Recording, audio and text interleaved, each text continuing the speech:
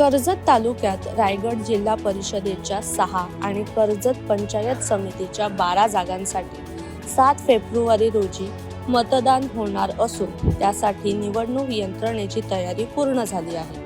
तालुक्यात एकूण 220 मतदान केंद्र असून सुमारे 1,70,000 मतदार ग्रामीण भागात आहेत, अशी माहिती निवडणूक निर्णय अधिकारी प्रकाश संकपाळ यांनी दिली. कर्जत तालुक्यात कळंब, कशेळे, माणगाव तर्फे वरेडी, नेरळ, कडाव आणि मोठे वेणगाव असे 6 जिल्हा परिषद गट असून पंचायत समितीचे 12 गण आहेत. सर्व गटांमध्ये मतदान केंद्रांची आखणी पूर्ण करण्यात आली असून दुर्गम भागातील पेठ आणि तुंगी येथील मतदान केंद्रावर थार वाहनातून साहित्य आणि कर्मचारी पोहोचवले जाणार आहेत.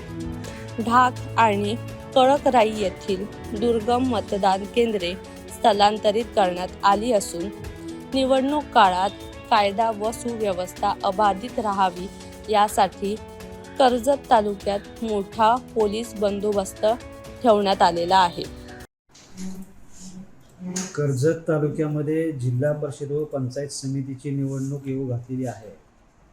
उद्याच हे सर्व मतदान केंद्रावर आमचे कर्मचारी वर्ग आणि पोलीस कर्मचारी आम्ही त्यांचे डिस्पॅच करणार आहे. तालुक्यामध्ये एकूण 12 गण आणि 6 गटाची निवडणूक होत आहे. एकूण मतदार संख्या आहे 1,70,702 आणि मतदान केंद्र आहे 220. या सर्व मतदान केंद्रावर निवडणुकीची तयारी पूर्ण झालेली आहे. एकूण कर्मचारी जवळजवळ 1400च्या वर आणि पोलीस कर्मचारी 350च्या वर नियुक्ती केलेली आहे. आवश्यक असणाऱ्या EVM मशीन्स प्रत्येक केंद्रनिहाय उपलब्ध आहेत. त्याप्रमाणे EVM कमिशनचं पण काम पूर्ण झालेलं आहे. संपूर्ण मतदान प्रक्रियेबाबत सर्व उमेदवार व त्यांच्या प्रतिनिधींना माहिती देण्यात आलेली आहे.